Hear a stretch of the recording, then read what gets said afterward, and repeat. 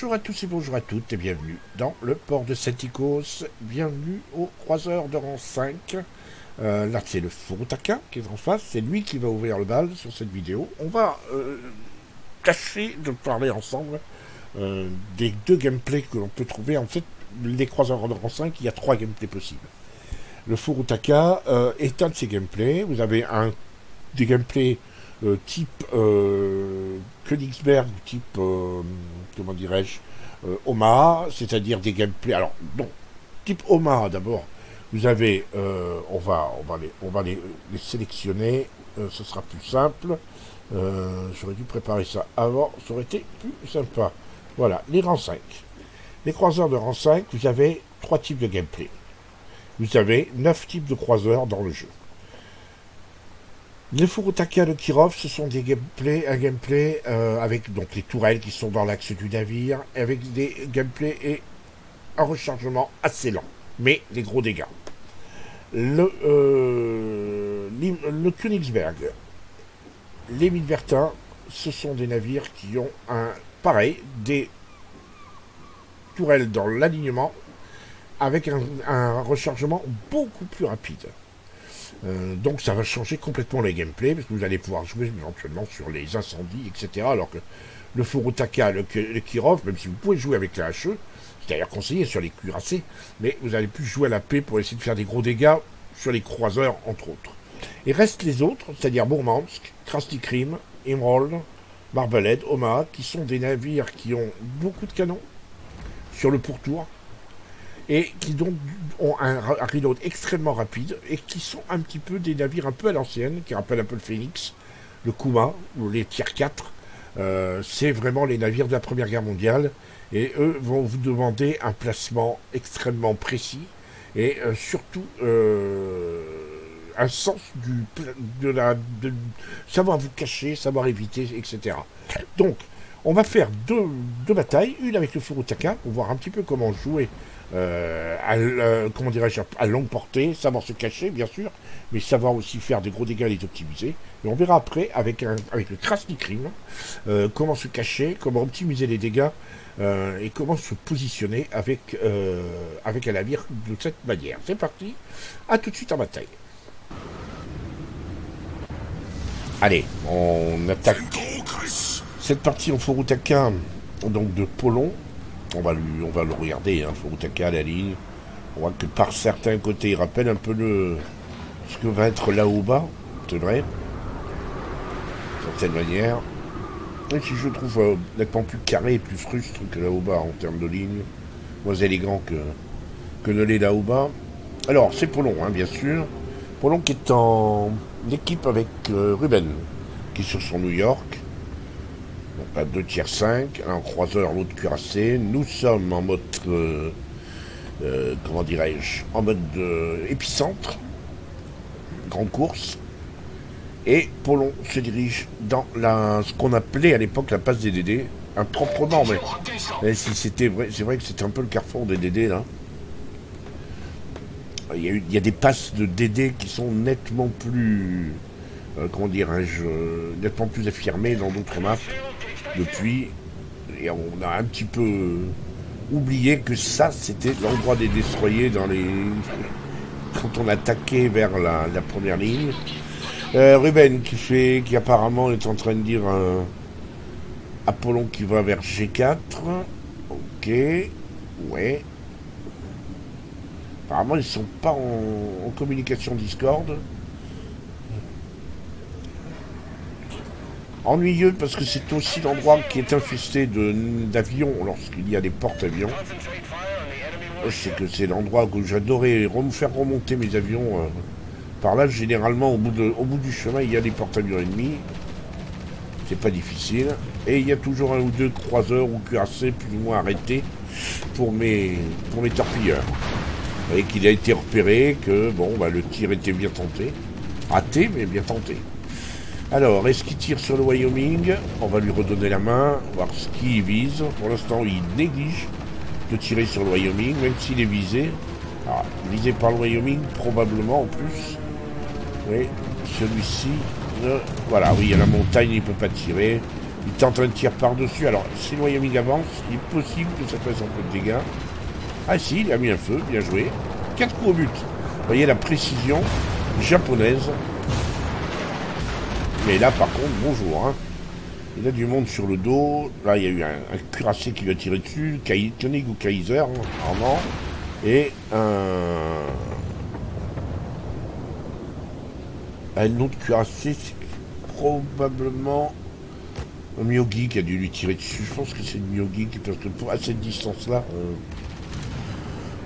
Ouais. Et vous voyez que ça continue. Il est bien repéré. Je dirais que c'est un endroit à proscrire quand on est croiseur. Et là, eh ben oui, il est obligé de jouer avec les îles. Le porte-avions a tenté le coup. C'était bien essayé, mais Polon est joueur de porte-avions.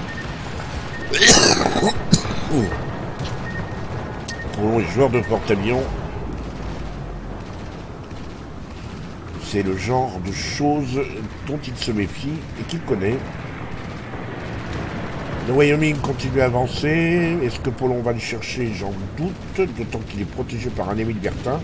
Enfin, il n'est pas loin, hein, le Wyoming, et il va se prendre des torpilles, donc il y a un cuirassé qui va être très abîmé. Donc, voilà, il a pris une torpille. Polon qui attend toujours. Il a repéré l'Émile Bertin.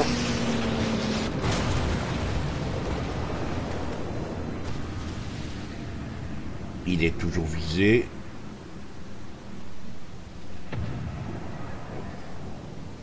C'est le V170 qui lui tire dessus.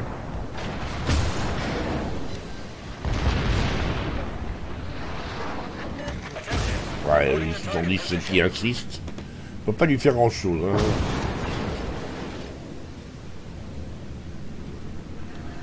Mais bon, voilà, il continue à lui tirer dessus. Ça par contre c'est plus ennuyeux. Les torpilles du V170. Bon, l'on recule. Et il s'efforce de rester dans l'arc mort là.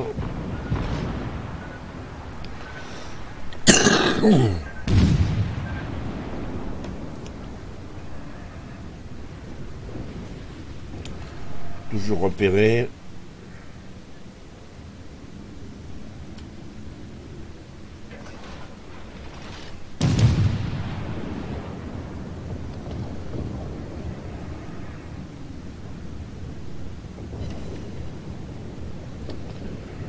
On notera la prudence, l'extrême prudence de Polon dans ce début de partie.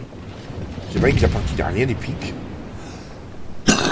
Mais il faut quand même savoir prendre ses précautions, il faut savoir être prudent. Les calibres du Kaiser ou d'un Myogi ou d'un Wyoming font très mal, surtout même en Furutaka. Et il vaut mieux effectivement passer pour comment dirais-je, pour un trouillard vivant que pour un courageux mort. Autant que prendre des risques ne sert à rien. Et les torpilles qui continuent, ça tombe comme la gravelotte.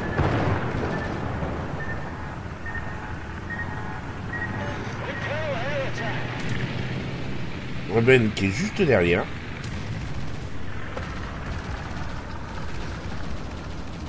On attend toujours, il est toujours repéré, donc les gens savent qu'il est là, hein, il n'y a pas de problème. Vous voyez, la preuve. Le Kaiser essaye de le sortir. Ça manque de comment dirais-je, ce tir-là a manqué de savoir-faire. Le type n'a pas de cuirassé en 6 ou 7.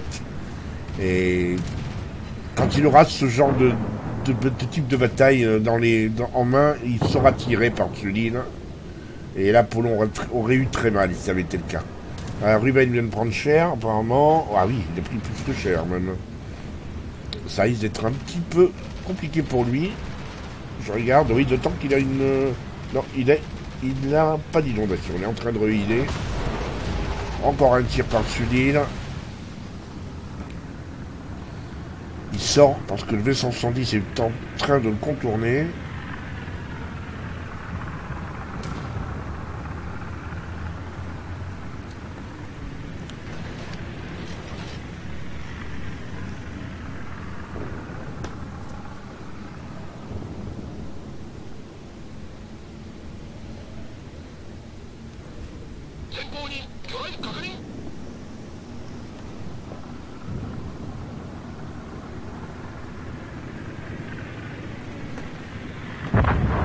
Voilà, fin de New York de Ruben.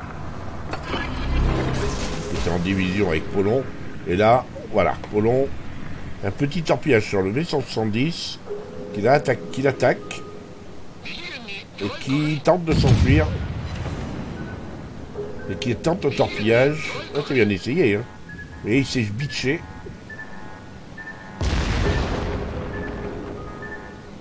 Et il a bien essayé. Il a essayé de torpiller avec les torpilles avant, en se bitchant. Il avait de l'idée. Et Polon reste accroché à son rocher, à faire des dégâts. Et pendant ce temps, le V170 est en train de prendre des chouquettes de qui est derrière, qui tire dessus. Je sais pas.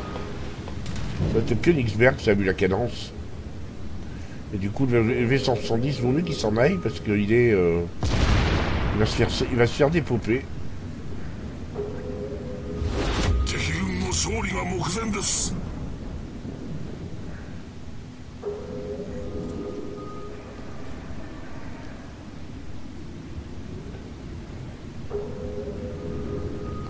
Voilà, là maintenant il faut qu'il y aille, franchement, parce que là il va se faire torpiller.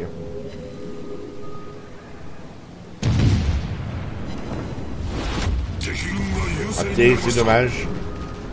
Enfin, il a mis que 3 overpen. Et ça aurait pu lui coûter cher. Autant qu'il est la cible de tout le monde. Hein. Il est la cible du porte-avions aussi, qui essaye absolument de le déloger dedans.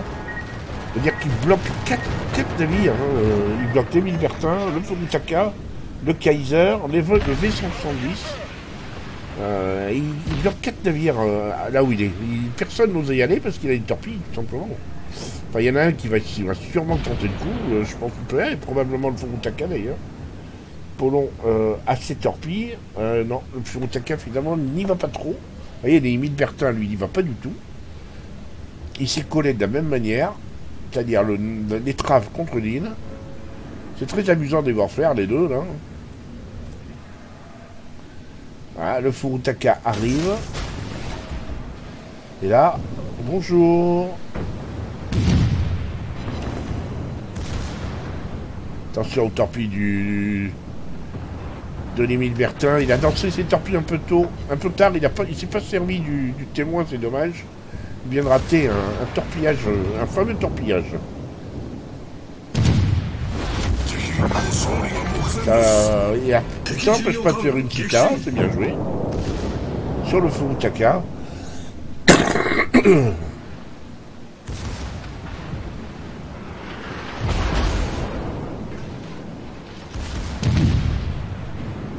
Et maintenant, effectivement, il vaut mieux rester à la hache sur les Bertin. Il y a une citadelle qui est très très basse, il n'y a presque pas de citadelle. Et donc il est de ce côté-là, il est très difficile de sortir, sauf de tirer de face.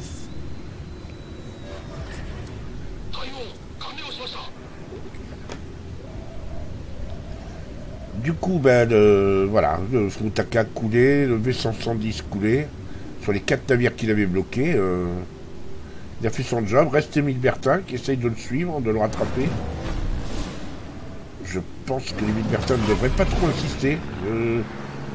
C'est un super navire, mais il faut une certaine science du jeu pour s'attaquer à un Furutaka.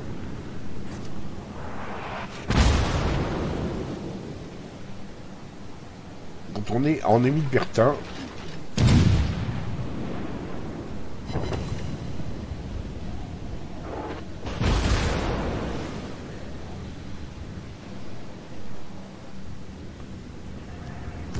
attention, le Miyogi qui arrive, il y a un coup à faire là. Et il préfère faire le coup sur le Émile Bertin. Et c'est vrai que là... Bien joué, mais...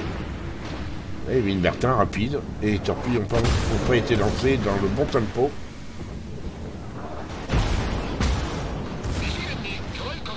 Par contre, Émile Bertin a tenté le coup aussi du torpillage. C'était fatal. Mais je pense que Furutaka devrait le sortir. Surtout que voilà le Miyogi qui se pointe. Ah, là, ça a été chaud pour lui. Allez, sable... Voilà. Et maintenant, 40 secondes pour récupérer ses torpilles et foudroyer le Myogi. C'est jouable. Faut être patient. Ah, ça aurait été une partie de patience. Attention, vous avez le Kaiser aussi. 40 secondes. Le Kaiser qui est beaucoup plus... Lui, il vient beaucoup plus franchement. 20 secondes. Il va falloir être patient. Et peut-être, qui sait, ouais, essayer le coup d'aller se bitcher, mais pour se servir du lanceur de gauche. Est-ce que le Kaiser... Il s'occupe même pas de lui, le Kaiser. Alors c'est encore mieux. Hein. C'est encore mieux, il va y avoir une double torpillage, regardez bien. Le Kaiser, voilà, il vient de prendre conscience qu'il y avait le Furutaka. Voilà, le Myogi est venu. Lui, par contre, il savait qu'il était là. Ah, c'est dommage. C'était pas ça.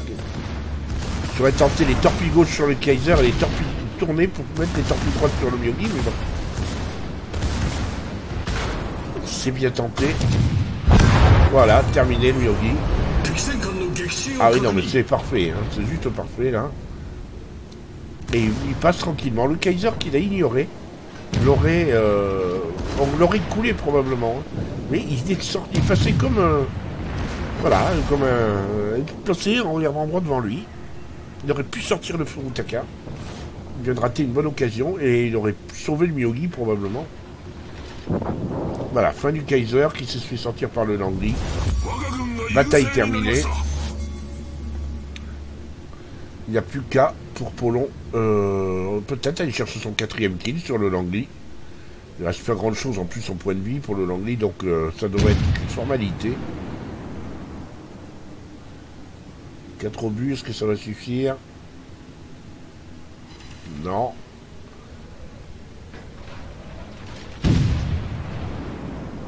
Allez, les torpilles qui vont arriver avant. Et qui va. Fin de la bataille, c'est le Osho qu'il a eu.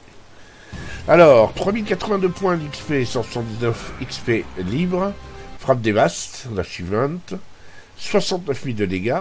3 kills. On a vu que ça a été long, mais ça a été en quelque sorte... ben, c'est ce qu'il fallait faire. Hein. Il n'y avait pas tant de choses à faire. Hein.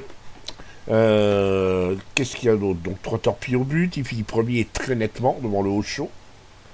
1503 points d'XP de base. En termes de kilomètres parcourus, distance parcourue, on voit pas bien, mais ça va faire une petite trentaine de kilomètres. Il a tanké pour un peu moins d'1 million, je m'attendais à plus, 892 000, mais c'est vrai qu'il était bien scotché. Hein. Je faisais la rapide, là, derrière, sur son rocher. 32 000 à la batterie principale, qui se décompte en 26 300 à l'obus explosif, et 5 900 à la paix. À chaque fois, on a grosso modo un obus sur 2 qu'à porter, ça c'est l'extraordinaire précision des canonniers japonais. En termes de batterie secondaire, hein, pas mal, 45 sur un obus sur 5 qu'à porter, c'est beau, c'est très bien. Et pour un total de dégâts de 2382, 11 000 de dégâts à l'incendie, c'est tout à fait correct. Le commandant a pris 3200 points d'XP de commandant. Allez, c'est parti. Nous sommes à bord de mon Krusty Kreme, un croiseur russe de rang 5, sur la map de frères, en mode capture de base. Alors, 2 mots très rapides historiquement.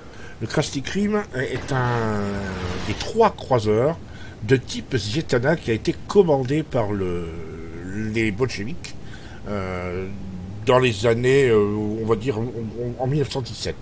Alors je dis bien de type Zhetana, c'est-à-dire qu'on a repris les plans du Zhetana, mais on a essayé de faire un Zhetana beaucoup plus costaud, beaucoup mieux blindé, un peu plus rapide, avec une meilleure anti-air.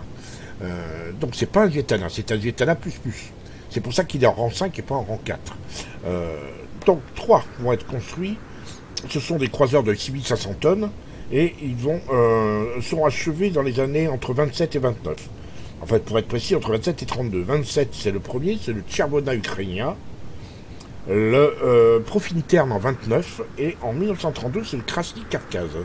Le Profintern, le second, sera débaptisé et rebaptisé Krasny Krim en 1939.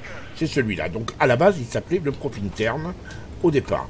Le Tchervonia ukrainien va devenir célèbre parce que ce sera le plus gros croiseur, le plus gros bâtiment, le plus grand bâtiment russe qui aura été perdu en temps de guerre pendant la Deuxième Guerre mondiale par la marine soviétique.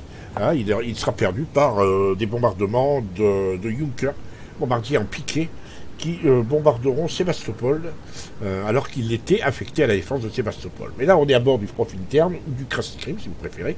Donc, beaucoup de canons, une grosse cloche. Il faut donc que je me positionne d'abord de la meilleure manière qui soit, c'est-à-dire que je sois discret dans un premier temps. Donc on va redonner la main voilà, à mon commandant, bon, on l'avait laissé, donc voilà à quoi il ressemble, on redonne la main au commandant, et vous voyez que je suis extrêmement discret, je suis à petite vitesse, vitesse 3/4, je ralentis, je ne cherche pas à tirer bêtement sur tout ce qui est à la limite de ma portée. Quand vous jouez avec comment dirais-je, dans une bataille comme celle-ci où vous êtes en rang 5 et que vous avez des rangs 7 contre vous, dites-vous bien que vous pouvez vous faire dépoper en une salve. Je vois qu'il y a du New Mexico, du Gneisenau, du King George, ils me sortent en une salve. Si je me fais choper de travers, je suis mort. Donc voilà, je ralentis, vous voyez, ça n'a rien d'épique, je sais.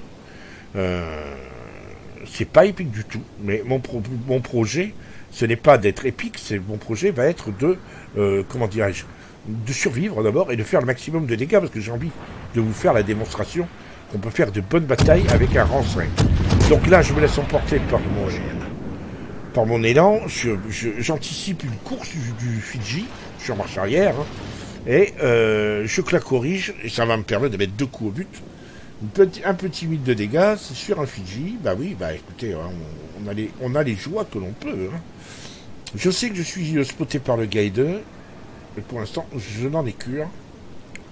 Je sais aussi que, mettez-vous à la place de n'importe qui, d'ailleurs vous le faites certainement vous aussi, quand vous êtes en cuirassé rang 7, vous avez tendance à tirer sur des petits tirs comme le mien, là, le tir 5. Vous voyez, là on me tire dessus, du Mexico. Il n'avait pas anticipé que je redémarrais, sinon il me faisait très mal. Là, je vis ce Guide 2. La salve d'avant que j'ai fait entre 2 torpilles, c'était, j'ai essayé de choper le Fidji. Fidji avait démarré, donc c'est bon, c'est pas grave, mais je me suis dit, je vais viser là où le Fidji pourrait être en évitant les torpilles. Là, le New Mexico qui veut véritablement me faire la misère. Alors, je perds un peu de points de vie, hein, je sais, mais bon.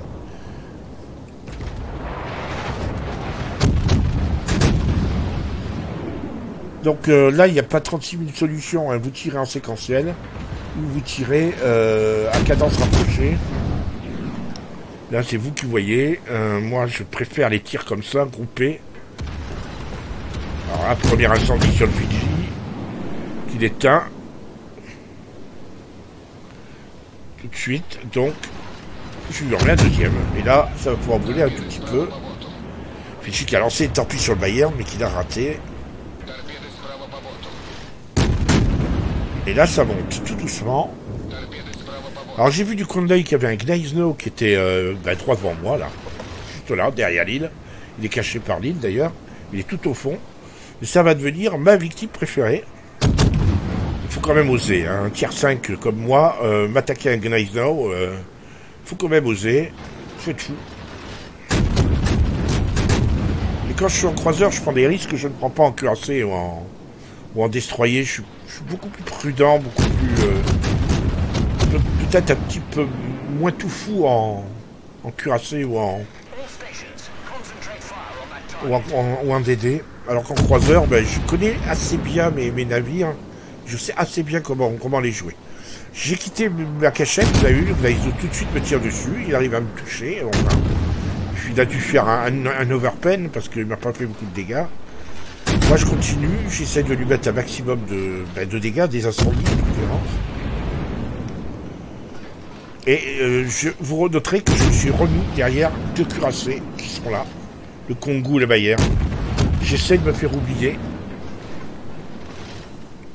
Le Gneisenau, lui, tire sur le Bayern. Il n'en a que après le Bayern. Donc moi, j'optimise les dégâts. Il n'y a pas de... Ça sert à rien de vouloir être épique, de vous mettre en première ligne contre un plus gros que vous. On verra qui du Bayern ou de moi sera mieux placé à la fin de la bataille. Hein. Là, je suis tranquille derrière mon île et j'asmate. Je fais un peu de dégâts, je mets des incendies. Tout va bien. Et puis, là, je regarde la course du Gneisenau, je me viens une idée. Un peu faux folle, je le reconnais.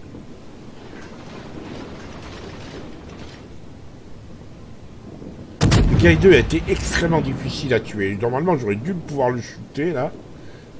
J'étais... Ah, voilà, il a tourné juste à temps. Je pense que s'il n'avait pas tourné, je le sortais, là. Il a été vraiment très bon du début à la fin, ce gars-là. Il est resté longtemps en vie, hein. Vous allez voir que... Donc là, le Gneisenau, voilà. Hein.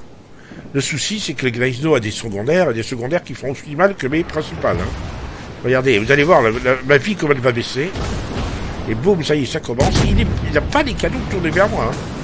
C'est ces secondaires hein, qui me font... Alors là, c'est toujours la même chose. Hein, la preuve qu'un Gneisenau... il suffit qu'il accélère, il évite les torpilles. Heureusement, j'ai basculé dans l'autre sens. Et là, je vais manquer de respect à un Gneisenau. Et je peux vous assurer que ce moment-là, je l'ai surkiffé. Parce qu'en Crash Crime, couler un Gneisenau à la torpille. Voilà. Croyez-moi. C'est juste badass. Et je vais rajouter sur le New Mexico, qui bien sûr ne s'occupe pas de moi.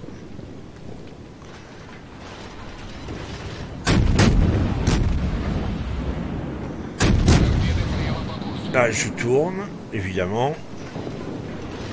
Voilà, New Mexico s'est fait sortir par le King George.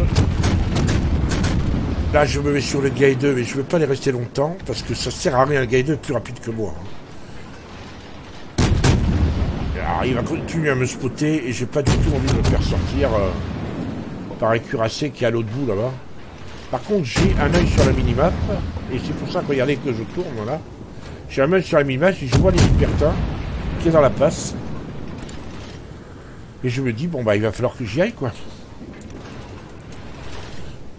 Je vais perdre un peu de temps à cause de ça. Alors, je continue à tirer, là, mais l'idée, c'est d'aller aider mon Émile Bertin, qui est le seul défenseur. Et alors qu'on a pris une avance assez considérable, on peut perdre simplement parce qu'il n'y a que les seuls Émile Bertin qui défend contre un autre Émile Bertin. Vous me direz, de l'autre côté, il y a 4 navires qui peuvent revenir. Hein. Je suis pas le héros qui vient sauver la game, d'ailleurs. Je ne sais même pas si je mets un coup au but. Par contre, on perd tout de suite, on perd un navire de plus. Voilà, et un deuxième. Mais bon, ça change pas grand-chose au classement. Là, les deux Émile Bertin, on va les voir...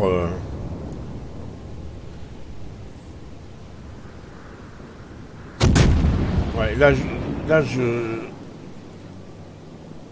voilà, je me mets comme ça, je regarde, et les deux Émile Bertin vont s'en tuer à la torpille. Boum, et de l'autre côté ça part, boum, voilà. Terminé, je ne vais même pas toucher, donc je repars et je vais à mon navire de chalutier. Hein. On va poursuivre le King George. Il n'y a plus que lui qui défend sa base, il n'y a plus que lui qui est vraiment dangereux. Il y a bien un Bretagne, mais bon, le Bretagne, il y a pas mal de monde, il va avoir pas mal de monde sur le dos.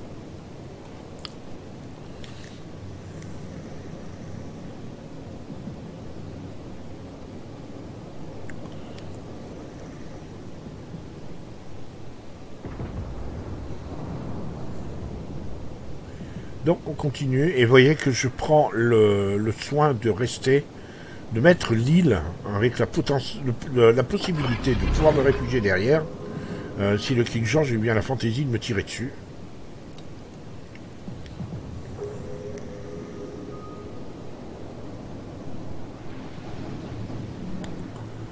King George que je vais voir tourner, on va voir qu'il tourne sur sa gauche. Donc il a commencé à me présenter son flanc, parce que là, c'est même pas la peine d'essayer de lui tirer dessus. Hein. Il va aussi vite que moi, il va même plus vite que moi. Je suis à 25-26 nœuds, et j'ai un peu de mal. Et là, bon, lui, il sait qu'il a plus grand-chose à espérer. Donc je vais commencer à tirer, mais en passant derrière l'île, pour éviter qu'il me tire dessus trop vite. Ben, moi, je veux lui mettre quelques chouquettes supplémentaires. En plus, un petit incendie qui va bien. Là, je suis derrière l'île. Je sais que le Gaedo est pas loin. Enfin, pas loin. Il est à côté du King George. Et ça, c'est 7 torpilles. Et si j'ai mis l'hydro, c'était justement pour essayer de le repérer, mais c'est peine perdue. Je peux essayer de lui tirer dessus. Il est vraiment extrêmement bien planqué.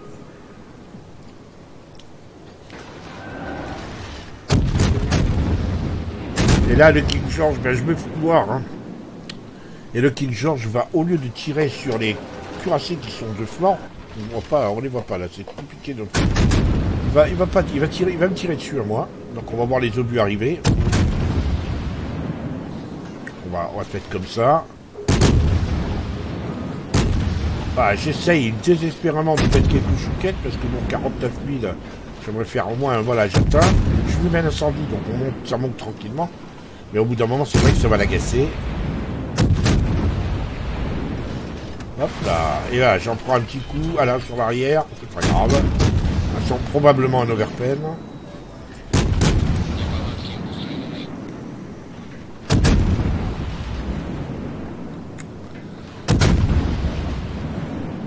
Et j'alterne, vous voyez, je bascule de droite que de gauche. Là, il me remet un peu mieux. Et là, pour le coup, c'est sur moi qu'il est. Hein. Il essaie de me sortir. C'est vrai que je commence à l'agacer très sérieusement. Je lui mets un incendie. Ça brûle et ça brûle et ça brûle. Il essaie de sauver sa vie en lieu, ce healant. Et voilà, fin de la game. Je fais mon kill. Je suis assez content. Allez, on enchaîne avec les écrans de bataille. 63 574 points de dégâts. Donc 5480 d'XP, 330 d'XP libre. 104 coups au but, 2 navires coulés. 2 torpilles au but quand même. Ça c'est rare avec le Krasny, hein, que j'y arrive. Je suis à une très honorable seconde place pour un tier 5 dans une bataille de tier 7.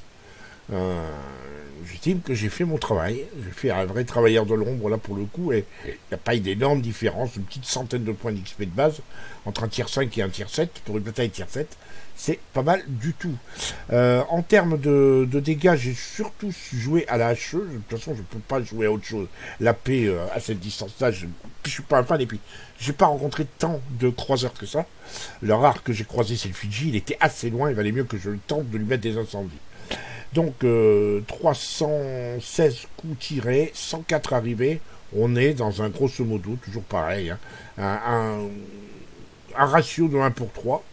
21 300 de dégâts pour ces obus. 12 000 de dégâts pour 2 torpilles, sur 6 qui ont été tirés. Pas de dégâts pour mes secondaires. J'ai osé tirer à la secondaire sur Gneisenau, ça c'est horrible. Et 29 000 de dégâts à l'incendie, ça c'est beaucoup mieux. J'ai parcouru 47 km. J'ai infligé 18 de dégâts aux alliés. Je sais pas ce que c'est 18. Ah oui, c'est quand je suis rentré sur le cuirassé, je crois que c'était le Bayern. Et dégâts 410 000. J'ai réussi à me faire oublier, mais vous avez vu comment on fait pour se faire oublier.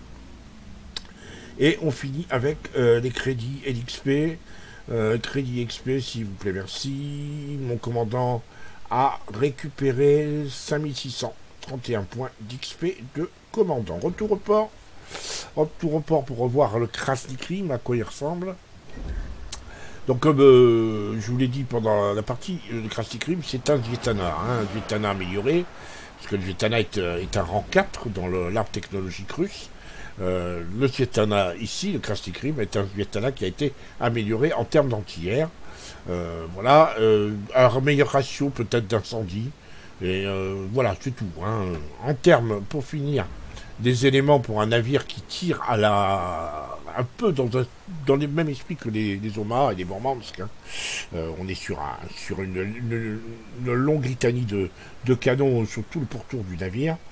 Moi j'ai mis donc l'armement principal modification 1.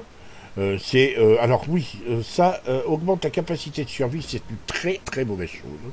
Je vais le faire devant vous. Je change, je vous conseille de mettre l'explosion du dépôt. Parce que c'est tous les croiseurs, il faut mettre ça. Et surtout un Krusty Kreme, quand je suis...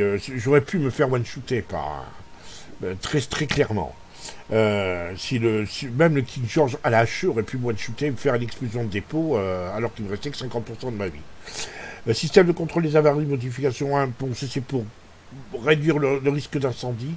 C'est vrai que c'est important, surtout quand on joue en middle tier, où les incendies qui durent assez longtemps, c'est inutile comment dirais-je, d'avoir des incendies qui vous enquiquinent trop longtemps. On n'est qu'un croiseur, hein, on n'a pas énormément de capacité de survie. Et ça, bon, ben, j'ai mis celui-là, le système de visée, pour voir, parce que c'est quand même un navire qui tire avec une cloche assez infâme. Alors parfois, c'est bien utile, mais il y a d'autres moments où ça l'est un peu moins. Voilà, j'espère que cette vidéo vous aura plu, elle vous aura été utile. Vous avez vu en quoi consistait le jeu de deux croiseurs de rang 5 totalement atypiques. Le Krusty Kreme, c'est l'esprit du Murmansk, l'esprit du, comment dirais-je, de l'American Loma, merci, du Marblehead, voilà, on ne revenait pas. C'est le même esprit. On a vu dans la vidéo précédente avec le Furutaka qu'on était sur des longs reloads. J'aurais pu mettre une partie avec le Kirov pour faire les croiseurs qui ont des longs reloads, faire une vidéo. Je trouverai un jour ou l'autre moyen de faire une bataille en Kirov potable et à vous installer ça. Mais au moins vous avez vu deux types de croiseurs qui avaient des gameplays extrêmement différents.